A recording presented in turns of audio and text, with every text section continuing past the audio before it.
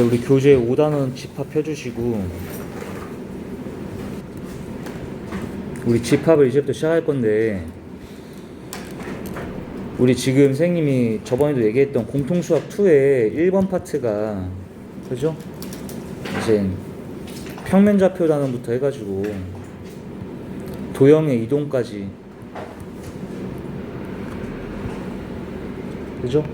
설날 때 선생님이 도형의 이동 숙제를 낼 테니까 해가지고 오시고, 우리는 지금 여기서 원방까지는 다 배워가지고 온 거야, 학원에서는. 도형의 이동은 인터넷 강의 선생님이 처리해도 충분히 다 너네 이해할 수 있으니까 그냥 인강으로 처리하고, 그 다음에 이제 두 번째 파트가 집합과 명제란 말이지. 그 다음에 여기에서 이제 절대부등식이라는 것도 배우고 하는데, 거기까지는 이번 우리 특강에서 다 할 수 있을지는 모르겠어요. 근데 작년에 너네 그 2학기의 중간고사 범위가 집합까지였어요, 얘들아. 명제부터 끝까지가 이제 기말고사 범위였었고. 그러니까 우리가 집합까지 일단은 최대한 많이 해놓는 걸로 하고, 근데 지금 집합을 우리가 처음 배우는 거잖아. 근데 얘들아, 수학도 이제 과목이 있단 말이야. 우리 지금 고등학교 때 한 과목이지만 수학도 이렇게 상세하게 분류시키면 과목들이 존재하는데, 집합은 어떤 하나의 새로운 과목이에요, 또. 그러다 보니까 너네가 우리 공통수학 1에서 맨 마지막 단원 행렬 배울 때 좀 뭔가 이상했잖아.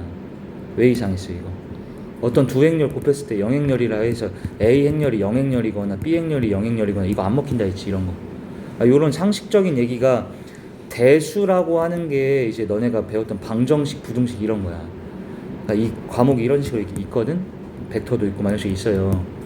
근데 그러니까 지금까지 우리가 알던 대수 과목과 아예 다른 과목 배우는 상황이 돼, 이제 다시. 그러다 보니까 너희가 지금 처음 보는 이런 기호들이 또 나오기 시작합니다, 이런 것들. 막 여기도 집합은 얘들한테 배워보면은 막 엄청나게 막 심오하게 어렵거나 이러진 않은데, 재밌게 공부할 수 있는 단원인데 새로운 것들이 많이 등장하는 단원이다. 알겠지? 그러니까 너희가 여기에서 새로운 걸 배울 때 항상 뭐가 제일 중요하니? 응? 그걸 그렇게 막 과목을 만들어 놓은 사람들이 어떻게 약속을 해놨는지 그 약속을 우리가 잘 머릿속에 집어넣고 걔네가 하라는 그 규칙을 따라서 계산하고 막 이러면 되는 거야. 뭔 소리인지 알겠지? 집합부터 한다. 근데 여기 집합에서 제일 처음에 이 말이 너무 중요하다, 얘들아. 여기 별표 치시고 이거 필수 암기해 오세요.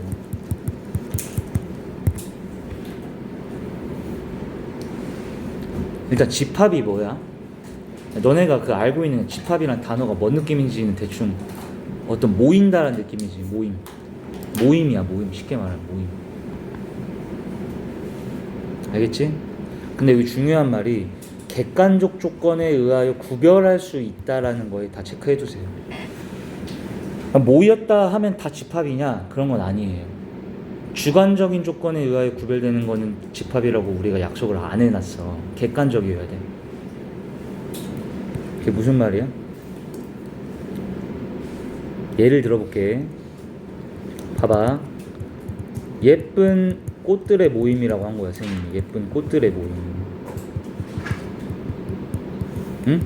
예쁜 꽃들의 모임. 내가 창현이한테 다음 시간까지 집 옆에서 예쁜 꽃 5송이만 꺾어오라 한 거야, 내가. 어? 창현이가 이렇게 꽃을 꺾어 왔을 거 아니에요, 5개. 뭔 말인지 알겠지? 꽃을 꺾어 왔는데 선생님이 보기에는 웬 쓰레기를 주워 왔다고 생각할 수도 있지. 창현이는 예쁘다고 생각해서 꺾어 왔는데 쌤 봤을 때는 웬 쓰레기를 가져왔어? 이렇게 물어볼 수 있잖아. 그러니까 예쁜 꽃들의 모임이라는 게 주관적인 거야, 객관적인 거야? 주관적인 거라는 거예요. 그러다 보니까 이런 건 집합이 될 수가 없는 거야. 뭔 느낌인지 알겠어? 그러면 뭐 이거 진짜 실제로 문제 나와야 되라, 이런 게. 키 큰 사람들의 모임. 이거 객관적이겠어? 아니지. 주관적이다 보니까 이런 것들은 집합으로서 인정이 안 된다, 이런 거예요. 근데 예를 들어 선생님이 170cm 이상의 모임, 이거는 집합이 되는 거야. 뭔 느낌인지 알겠니? 근데 이 집합에도 종류가 있는데,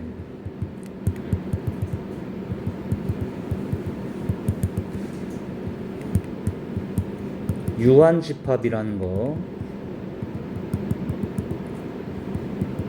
무한집합이라는 거, 공집합이라는 게 또 있어요. 이렇게 요런 용어들은 다 외워야겠죠? 근데 유한집합은 왠지 뭐 할 것 같아? 개수가 그냥 제한된 거겠지. 무한집합은 무수히 많겠지. 그리고 공집합이라는 거는 뭘 것 같아? 공이라는 게 왠지 아무것도 없는 느낌이잖아. 그죠? 아무것도 없는 집합을 공집합이라고 하는 거야. 뭔 소리인지 알겠어? 자, 그때 선생님이 다시 한번 이렇게 물어볼게. 1부터 10까지의 자연수 중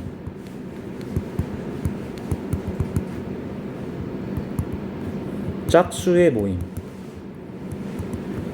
1부터 10까지 자연수에서 짝수의 모임, 이거는 집합이 돼, 안 돼? 되지. 아니, 어떤 사람은 2, 4, 6, 8, 10이라 생각하고 어떤 사람은 1, 3, 5, 7, 9라고 생각하고 이러지 않잖아. 누구나 다 객관적으로 2, 4, 6, 8, 10이라 하잖아. 뭔 말인지 알겠니? 그때 이 2, 4, 6, 8, 10이라는 것들이 얘네들 짝수를 내가 모아놓은 거지. 이때 우리가 이 한 놈 한 놈을 원소라고 부르기로 약속했어요. 뭐라고 부른다고? 원소라고 부르는 거야. 원소. 그럼 유한집합이란 무엇이냐? 원소의 개수가 유한개인 걸 유한집합이라 하는 거야. 그럼 무한집합은 원소 개수가 무한개인 거겠지. 공집합은 원소 개수가 0개인 집합입니다. 다 말 이해돼? 그러면 예를 들어 줄게요. 자연수 모임. 이거 집합이 될까 안 될까? 자연수도 집합이 되는 거예요. 당연히 1, 2, 3, 4, 5, 6, 7, 8 이거 쭉 계속 가잖아. 근데 이거 개수가 제한돼? 무한개잖아. 이런 게 무한집합인 거야. 무슨 느낌인지 알겠어? 얘들 필기 좀 해줄까? 적어주세요. 지금 들어보니까 별로 안 어렵지? 지금까지?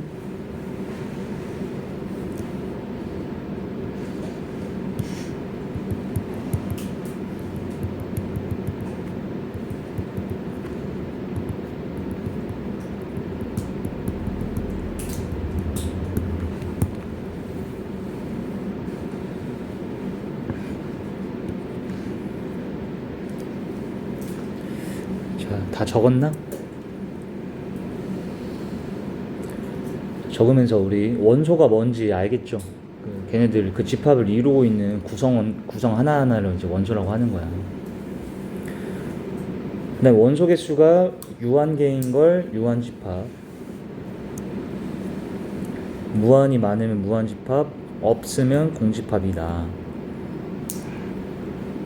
그럼 공집합도 뭐 예시를 하나 들어주면은 2보다 작은 소수, 얘보다 2보다 작은 소수가 있니? 소수 중에 제일 작은 게 2지. 그러니까 이거는 그리고 객관적으로 판단돼, 안 돼? 2보다 작은 소수가 없다라는 사실을 객관적으로 누구나 판단 가능하잖아. 그러니까 이것도 집합이 된다고 얘들아. 근데 원소가 있어요, 없어요? 2보다 작은 소수가 없으니 그런 게 공집합입니다. 근데 공집합은 기호로 어떻게 나타내기로 약속했냐면 얘들아, 동그라미 긋고 여기다 이렇게 짝대기 쭉 꺼놓으면 돼. 공집합은 이렇게 표현하기로 했어.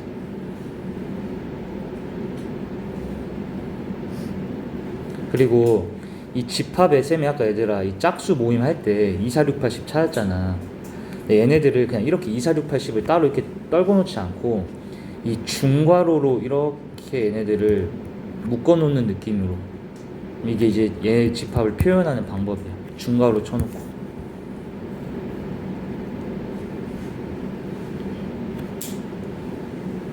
그리고 여기서 CF하고 적어줘.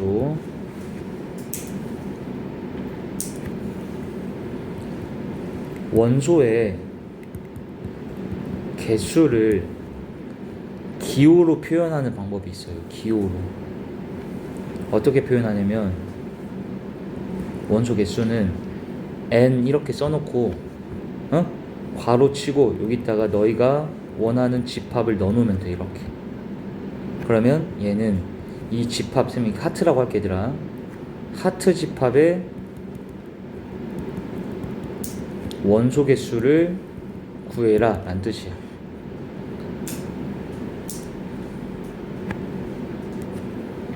그럼 만약에 선생님이 아까 이 1부터 10까지 짝수 모임이 있던 거 있잖아요. 얘들아, 이거 얘를 내가 A집합이라고 이름을 붙였다고 쳐봐. A집합, 집합 A라고 이름 붙인 거야. 그럼 여기서 NA는 뭐다라고 해야겠어. 오, 이렇게 하라는 거야. 뭔지 알겠지?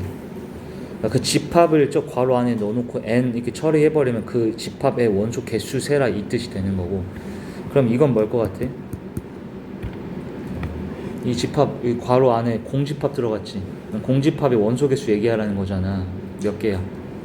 원소 개수 없다 했잖아, 선생님. 0이지, 0.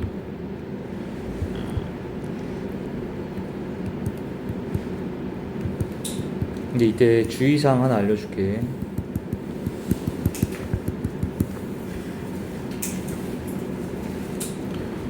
이 집합 단원 문제를 풀다 보면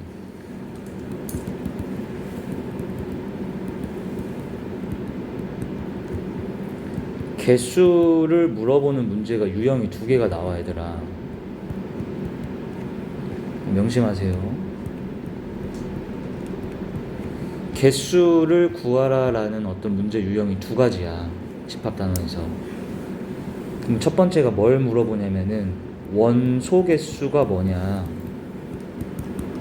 이걸 찾아라 라는 문제 유형이 있고, 두 번째가 부분 집합 개수가 뭐냐, 그걸 구해라, 이렇게 나올 때가 있어. 근데 원소 개수는 방금 쌤하고 배웠잖아. n 뭐시기 이렇게 표현하면 된다며. 뭐 이런 식으로, 그지? 그럼 NA라 되어 있으면 뭐라고 해석하라고? 집합 A의 원소 개수를 얘기하라 이 말이라는 거야. 아, 이해되지? 근데 이제 부분 집합 개수를 구하라고 하면, 근데 일단 지금 너희가 부분 집합이 뭔지도 모르잖아. 뒤에 가면 배울 거긴 한데 일단은 그냥 부분 집합 개수를 물어볼 거다 정도만 생각하세요. 이게 뭔지는 뒤에서 알려줄 테니까. 근데 부분 집합 개수는 이런 기호가 존재하지가 않아요. 헷갈리면 안 돼. 부분 집합 개수를 구하라고 할 때는 어떤 저런 이 NA라고 내가 기호로 나타냈잖아, 이거는. 근데 이런 기호 표현이 없고 그냥 한국말로 써 있어. 그냥 집합 개수를 구해라 이렇게 써 있을 거야. 그럼 그런 거는 다 원소 개수가 아니라 부분 집합 개수 구하면 된다라 생각하면 되고, 부분 집합 개수는 경우의 수로 구한다라는 말을 꼭 좀 잘 적고 외우세요.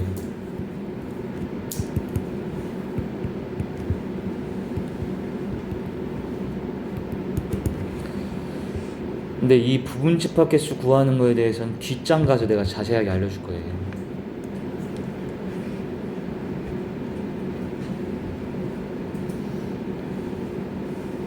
자, 다시 이것만 기억해. 집합 단원에서 개수에 대해서 물어보면 원소 개수 구하라고 하거나 부분 집합 개수 구하라고 한단 말이야. 근데 원소 개수 구하는 거는 이 원소 개수를 이제 우리가 기호로 표현하는 이런 거에 대해서 우리가 배웠잖아, 방금. 이렇게 나오면 그냥 여기 보이지, 이거 원소 개수 물어본 거라고, 이거는. 알겠지? 그리고 또 개수에 대해서 부분 집합 개수 구해라, 이게 이제 뒤에 가면 난이도가 좀 높은 걸로 나올 거란 말이야. 근데 얘는 어떻게 따로 나타내는 기호가 없다라는 거. 그리고 부분 집합 개수는 뒷장에서 알려주겠지만 경우의 수를 통해서 구하게 될 것이라는 것까지 외우세요. 잘 됐지? 자, 그럼 다시 여기 와서 봅시다. 집합, 객관적 조건에 의하여 구별할 수 있는 것들의 모임. 자, 얘를 집에서 한 10번 정도 얘기해서 오세요. 꼭 객관적 조건에 의하여 구별할 수 있는 것들의 모임, 객관적 조건에 의하여 구별할 수 있는 것들의 모임. 외워와. 뒤에 가면은 내가 명제 단원에서도 명제가 뭔지 외우라고 시킨단 말이야. 헷갈리기 시작합니다, 그때부터 또. 그러니까 하나하나 배울 때마다 차곡차곡 외워놓으세요. 그리고 요거는 표현인데 선생님 그냥 이거 유치하게 삼지창이라고 부를 거예요. 삼지창 모양이에요. 삼지창. A라는 게 집합 A의 원소면 이렇게 삼지창으로 이렇게 표현한 거예요. 그 다음에 아니면 이렇게 하는 거예요. 그러면 얘에서는 쌤이 아까 3은 A의 원소가 아니지. 그러니까 이렇게 꺼놓으면 되는 거고 6은 A의 원소니까 이렇게 표현하면 된다 이런 거야 그냥. 이 표현 삼지창은 원소란 뜻이야. 원소 이해돼 다? 간혹 이 방향에 대해서 헷갈려하는 애들도 있는데 이렇게 쓰면 틀려 얘들아. 이 방향은 너네 부등호 생각하면 쉬워. 부등호는 너네 큰 쪽을 벌려놓잖아. 이것도 A라는 집합이 6을 포함하고 있는 거잖아. 그러니까 A가 큰 틀인 거잖아. 그러니까 A 쪽에다 벌려놨다 생각하면 돼. 뭔 말인지 이해돼? 이쪽이 벌어져 있잖아. 오른쪽이. 이건 별거 아니고 그 다음에 집합의 원소 개수가 유한계인 거 유한집합. 원소 개수를 NA라 표현한다. 특별히 원소가 하나도 없는 걸 공집합이라고 하고 이렇게 기호를 쓴다. NA의 의미는 A의 원소 개수였으면 기억하세요. 이따가 구분 집합 개수 아님 이렇게 적어놔.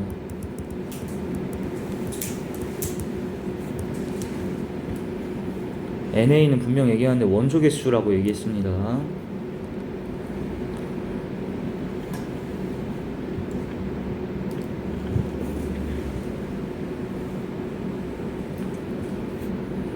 자, 그 다음에 이제 집합의 표현법이 나오는데 여기 세 가지라고도 적어두시고.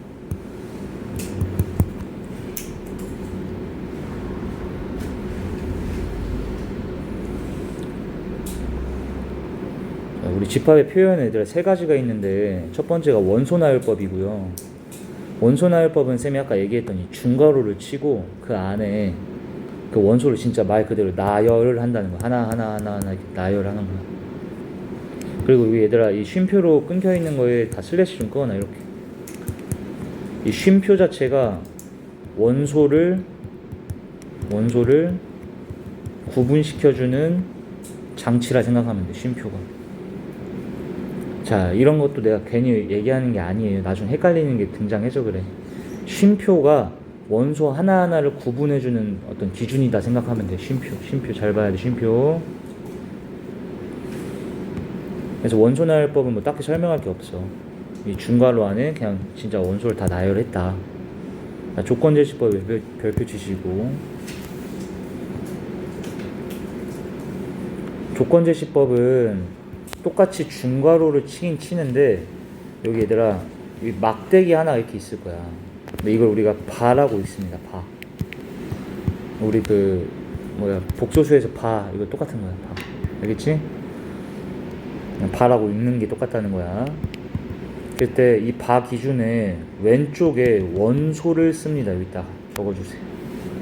바 기준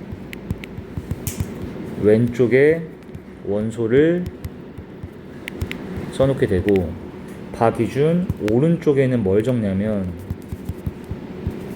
이 원소에 대한 설명이 여기에 적혀 있습니다. 조건 제시법은 다시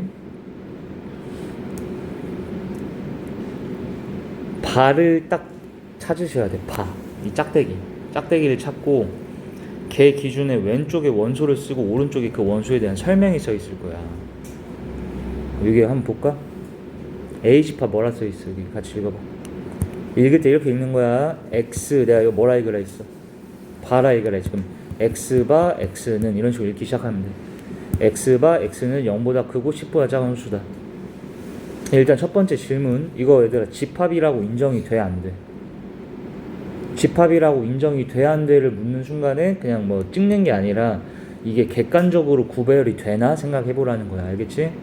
근데 0보다 크고 10보다 작은 홀수라는 건 객관적으로 구별이 되잖아. 그러니까 집합 인정되는 거고. 그때 내가 말했지만 여기 동그라미 쳐. 바의 이 왼쪽에다 뭐 적은다 했어요? 원소 정가. X가 원소라는 거라고 해석해야 돼. X가 원소다. 그리고 오른쪽에 있는 이 바 오른쪽에 밑줄 쫙 긋고선 이게 원소의 뭐라고? 설명이라고 해야 돼. 설명. 그러면 0보다 크고 10보다 작은 홀수라고 하면 13579잖아. 알겠어? 그러니까 아까 여기에서 나왔던 요 집합이랑 요 집합이랑 같은 거야. 얘들아 이렇게. 근데 위에 거는 원소나열법으로 나타낸 거고 얘는 조건제시법으로 나타낸 거고. 아, 이해되지? 그럼 나중 되면은 거의 다 조건제시법으로 나올 거야. 그걸 해석해야 돼. 그래서 그냥 벤 다이어그램도 그래프에 한번 쳐주자. 벤 다이어그램은 그냥 그림이라고 생각하면 돼. 그림. 그럼 이거 딱 봐도 그냥 눈에 확 보이지. 13579라는 집합을 이렇게. 선생님 근데 동그라미로 해야 돼요? 아니 이거 네모라고 하든 뭐 상관없어. 얘들아 이런 거 알겠지? 네, 그림으로 이렇게 표현한다. 자 여기까지 다 알아들었지? 자 근데 선생님이 여기다가 한 개만 더 CF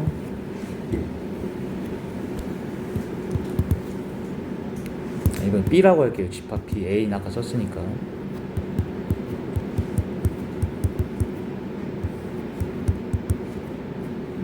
이렇게 나올 수도 있다.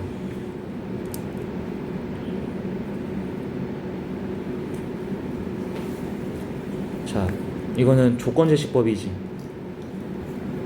바 기준 왼쪽에 원소가 써있다. X가 원소래. 오른쪽 설명이 나왔네. 2차 방정식이 나왔지. 그럼 얘는 뭐일 것 같아?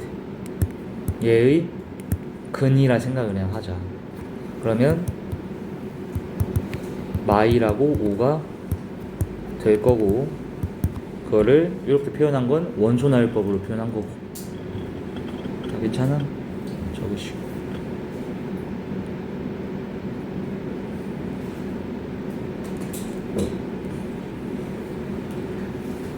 자, 그리고 C집합이라고 새롭게 또 해볼게.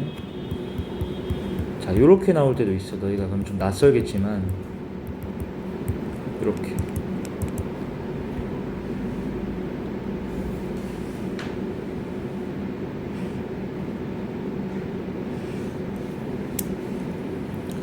마찬가지 바 기준으로 왼쪽에 원소가 써 있는데 얘는 웬 x, y라 되어 있네요. 그러니까 뭐겠어요? 점 형태로 나온 거야. 점. 아니면 x, y의 순서쌍이라고 인정해도 되지. 그러니까 x만 있지가 않잖아, 이 방정식이. 근데 너네 이렇게 이 x 제곱 y 제곱 더하는 게 9다에 해가 몇 개겠어? 무수히 많지. 왜 무수히 많아? 문자 두 개인데 식 하나잖아. 그리고 너네 이거 만족하는 해를 다 찾으면 무수히 많은데 그걸 다 얘기할 수는 없잖아. 무한계니까. 그런데 그걸 우리가 이 전에 다 배우기를 이거 원의 방정식 형태네. 그치? 그러니까 이 원의 방정식 반지름 3짜리 중심이 원점이고, 이 분홍 색깔 원 위에 이 수없이 많은 점들이 있지. 원 위의 모든 점이 원소다. 이렇게 생각을 하면 돼.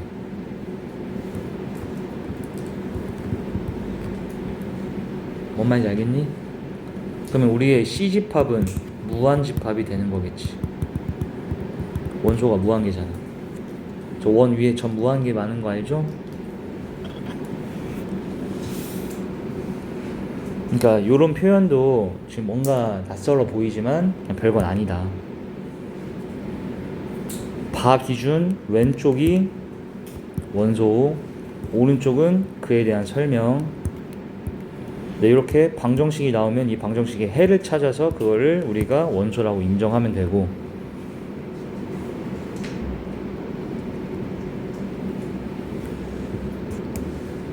자 얘들아 그러면 여기까지 필기하고 오른쪽 두 문제 풀어보세요. 1번 2번. 자 우리 첫 번째 거 이거 몇이야? 4야? 예.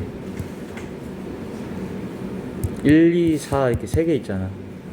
3 2보다 작은 초수는 없으니까 얘가 0인 거지. 다 더하면 7. 자 얘는 원소개수 3개인데 이게 원소개수 나타낸 거니까 맞지. 6의 양의 약수 1, 2, 3, 6 원소나열법 맞겠네. 10보다 큰 짝수는 무한히 많으니까 무한집합 맞겠지.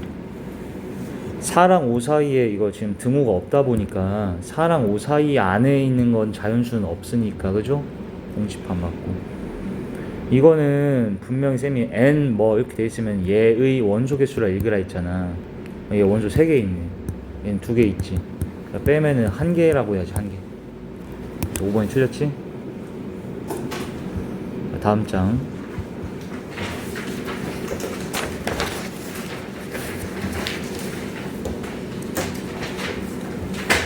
자, 여기서 선생님이 아까 얘기했던 부분집합이라는 게 나옵니다. 이제 부분집합.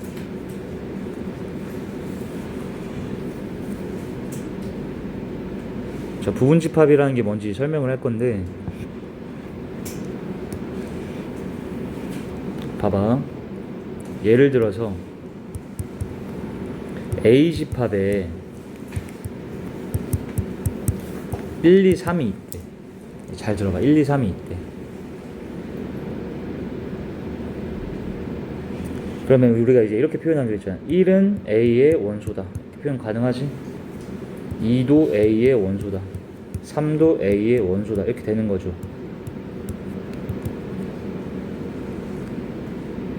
이거 이해되지? 일단 이거부터 근데 봐봐 얘들아. 여기까지는 알아들었지. 근데 그때 만약에 이런 집합이 있을 수 있겠네. 얘는 1, 3으로 이루어져 있네. 그치? 근데 얘 안에 들어있는 모든 원소가 얘 안에 포함돼 안 돼? 되지. 그럴 때 얘를 A의 부분집합이라고 표현하는 거야. 별건 아니에요. 알겠죠? 말 그대로 부분집합. 이 부분으로 만들어낸 집합이다. 근데 그걸 우리가 표현할 때는 B가 A의 부분집합이라는 건 얘들아 이거를 두 줄로 합니다. 세 줄이 아니라 삼지창 모형이 아니라 두 줄로. 그리고 만약에 선생님이 2, 3 이렇게 적었어. 그럼 C도 A의 부분집합이라 해도 되지. 왜? 어떻게 판단한다고? C 안의 원소들이 모두 다 A의 원소로서 있잖아. 그러면 C가 A의 부분집합이다 이렇게 표현하는 거야 그냥. 자, 다시 쌤이 말했던 걸 기억해야 돼 얘들아. 뭐라 했어? 이 C가 A의 부분집합인지 확인할 때는 C에 있는 모든 원소를 봐. 이 모든 원소가 얘 A 안에 포함되어 있지. 그러면 부분집합이라고 한다 이런 거지. 근데 그게 여기 써있지. 집합 X의 모든 원소가 집합 B에 다 속한다면 A를 B의 부분집합이라고 한다. 제가 방금 표현한 거. 다시 C의 모든 원소가 A의 모든 원소 안에 포함되니까 그때 C가 A의 부분집합이다 이렇게 표현한다는 거예요. 이해되지? 충분히? 그 다음에 이거 임의는 우리가 뭐라고 가르쳤어요? 모든이잖아 모든. 그래서 임의의 모든이라고 적어놓고 다시 읽어보면 뭐라고 읽혀져? 삼지창이지 얘들아. 삼지창이면 내가 원소라고 읽으라 했지. X가 A의 원소란 얘기예요. X가 A의 원소인데 그런 모든 X들이 모든이라 읽으면 돼. 모든 X들이 다 B에도 원소로서 속해 있을 때 그러면 우리가 A는 B의 부분집합이다 이렇게 표현한다. 부분집합일 때는 선생님 말했던 것들 두 줄, 부분집합이 아니면은 여기도 끊어놓으면 되겠다 이렇게. 그죠? 자, 여기까지 알아들었어 다? 그럼 다시 봐봐. 만약에 D집합이 있는데 D는 1하고 4가 있대 이렇게. 그러면 D 안에 있는 모든 원소가 A의 원소가 아니네?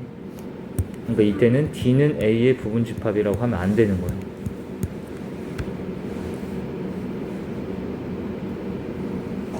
됐어? 그럼 하나 또 물어볼게 얘들아. 선생님 2집합이 있어 2집합. 근데 얘는 1, 2, 3을 다 갖고 있대 이렇게. 1, 2, 3. 그럼 사실 A집합하고 2집합을 뭐하다고 볼 수 있을까? 같다라고 볼 수 있겠지. 같다라고 볼 수 있겠지. 자, 그것도 여기 설명이 써 있어요. 집합의 상등. 여기 별표 좀 치세요. 집합의 상등은 뭐냐면 두 집합이 서로 같을 때 우리가 상등, 같다라고 한다라는 건데, 근데 두 집합이 같다라는 거는 모든 원소가 일치할 때 우리는 두 집합을 같다라고 부르기로 했어. 별표 치시고. 별표 치는 데까지만 따라서 치고. 자, 다시 언제 두 집합을 같다라고 한다고? 모든 원소가 다 일치할 때. 다 일치해야 같다라고 하는 거. 당연한 얘기겠지만, 그지? 그리고 그 옆에 있는 설명들은 쌤이 좀 이따가 설명. 자, 넘어간다. 자, 그러면 이때 A집합하고 E집합은 같다라 해도 돼, 안 돼? 되지. 그러면 또 질문을 제가 해볼게요. E집합은 A집합의 부분집합이라 해도 될까, 안 될까? 그러면 좀 헷갈리잖아. 아, 쌤이 같은 건 알겠는데 부분집합이라고 해도 됩니까? 그죠? 근데 쌤이 아까 그러니까 항상 정의가 중요해. 일단 정의가 뭐였었어? 부분집합이다가 되려면 정의. 요 안에 있는 모든 원소가 얘 안에 다 속하면 부분집합이라고 부를 수 있다며. 요 안에 있는 게 다 이 안에 들어가 있잖아. 그러니까 얘도 가능한 거야. 뭐 어떻게 판단하는지 알겠어?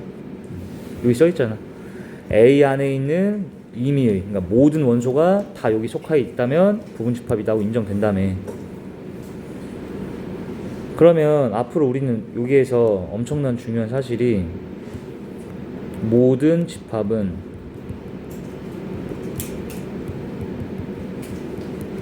자신을 부분집합으로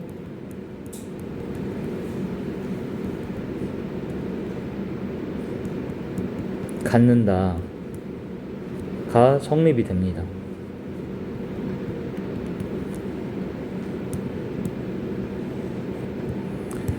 모든 집합은 자기 자신을 부분집합으로 갖는다가 성립이 돼, 항상.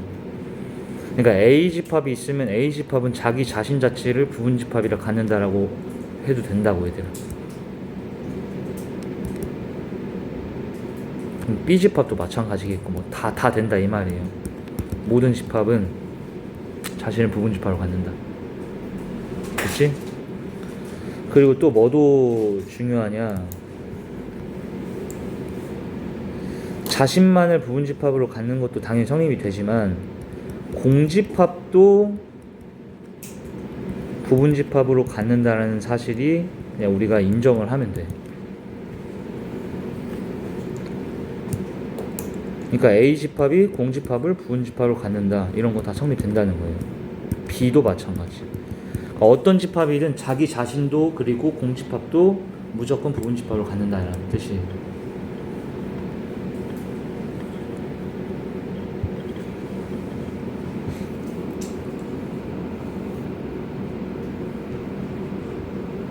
자, 이건 외우셔야 돼. 자, 여기 써 있어요. 부분집합의 성질 1번, 2번 별표 치세요.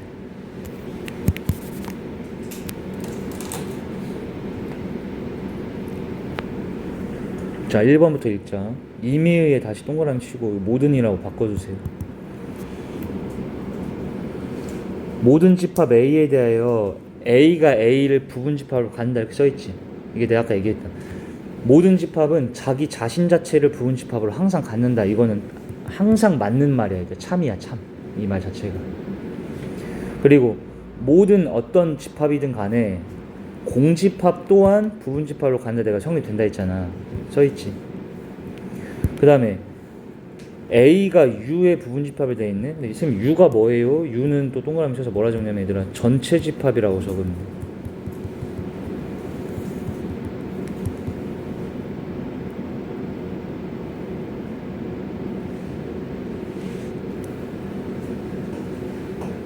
전체 집합이라는 거는 말 그대로 그냥 전체 값들을 다 갖고 있는 집합이라 생각하면 되고, 이제 문제 풀다 보면 더 와닿을 거니까 이거 별로 어려운 건 아니야. 그냥 U가 전체 집합이다 정도 생각하시고, 그럼 당연히 전체 집합 안에 어떤 집합이든 다 부분 집합으로서 들어 있어야 된다는 뜻입니다. 이거는.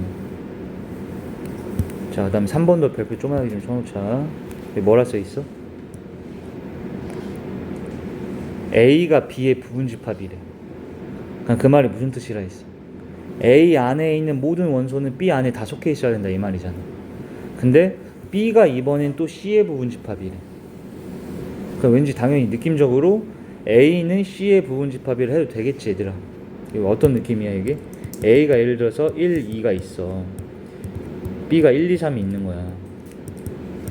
근데 C가 1, 2, 3, 4가 있대. 너무 당연하지? B는 C의 부분집합이잖아. 그 다음에 A는 B의 부분집합이잖아. 이럴 때 당연히 A는 C의 부분집합도 되겠지. 이 말 이해됐지?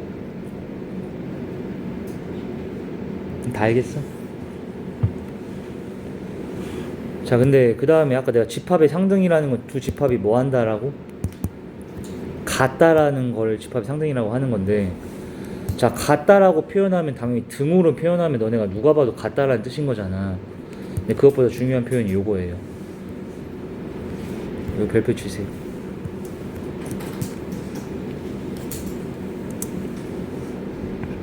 이게 뭔 뜻이야? A가 B의 뭐래? 부분집합이고, 근데 B가 A의 부분집합이기도 하대. 그러니까 서로가 서로를 포함하고 있는 상태라는 거예요. 그걸 언제 그러겠어? 같을 때 그러겠지, 그걸. 그러니까 이런 표현 나오면 A랑 B랑 같다라고 간접적으로 알려줬다고 생각하면 돼. 얘들 알겠지? 자, 여기까지는 다 알겠어? 그리고 두 집합 자체가 얘들아 서로 같게 되면 당연히 쌤이 아까 얘기한 거대로 모든 원소가 일치할 때라 했잖아. 그러다 보니까 두 집합의 원소가 모두 같으면 당연히 개수도 같을 거고 총합도 같고 총곱도 같다. 별표 좀 치세요.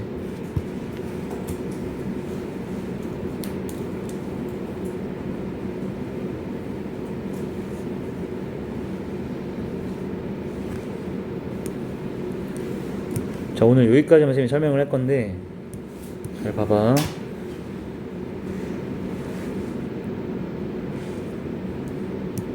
예를 들면 이런 거야. 이건 얘들아 다음 시간에 다시 적어줄 테니까 그냥 보기만 해봐. 그냥 보세요.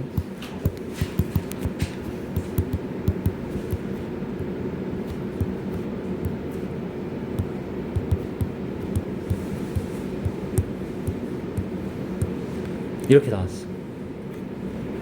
A 집합 원소 몇 개 있어 지금? 3개. B도 3개. 근데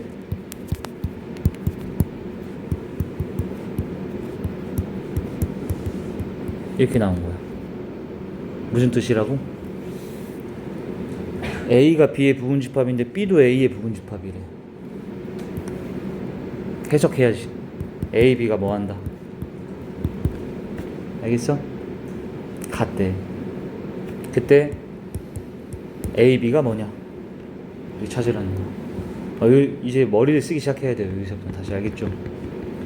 근데 쌤이 분명 말했잖아. 자, 이 문제의 접근법은 이거야. 얘랑 얘랑 원소가 다 일치해야 될 거 아니야. 왜 일치해야 돼? 뭐 한다 했기 때문에. 같다고 했잖아. 이해돼? 그런데 얘네가 원소가 다 일치해야지 우린 두 집합을 같다라고 하니까 같다고 나왔으면 원소가 다 일치해야 되는 거고. 그럼 일단 여기서 제일 첫 번째 찾아지는 게 있는데 뭐겠어? 얘한테는 8이 있지? 그럼 얘한테도 8이 있어야 될 거 아니야. 그럼 바로 얘 뭐다? 8이다 확정되는 거야. 이 말 이해돼? 자, 그다음 두 번째 어떻게 해야 될까? 그럼 얘가 뭐거나 4거나 얘가 뭐여야겠어? 6이어야 된다는 생각은 할 수 있겠어? 여기까지 이해되지? 자, 근데 너네가 이런 생각도 할 수 있겠다. 선생님, 만약에 여기에서 겹치는 것도 있지 않을까요? 이걸 쌤이 여기서 1페이지에서 여기다가만 더 필기를 이어서 할게. 일단 원소나열법에 적던 거에 뭐라 적냐면 모든 원소는 중복해서 적으면 안 된다는 규칙이 있습니다.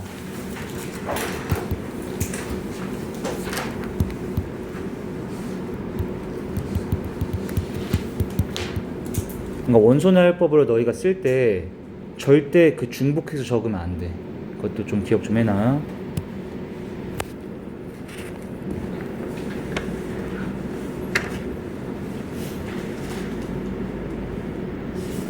그러니까 여기 이렇게 표현되는 것 자체가 얘네끼리 겹치는, 그러니까 중복되는 건 절대 없다는 뜻이야 이미.